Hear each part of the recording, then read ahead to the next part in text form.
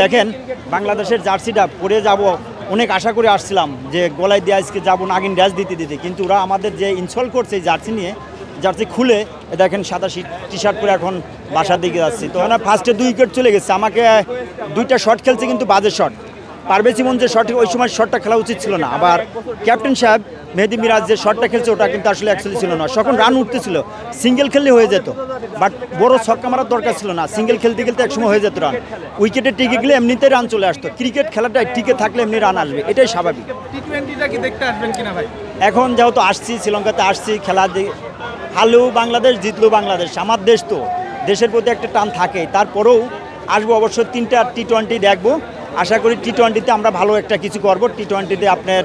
ভালো কিছু হবে ইনশাল্লাহ আশা করি সাইফুদ্দিন অবশ্যই চলে আসছেন নাসুম আসছে এর একটু যদি আপনার এবেট ডেবেট করে খেলা নয় তাহলে ইনশাল্লাহ ভালো খেলা হবে ইনশাল্লাহ আশা করি।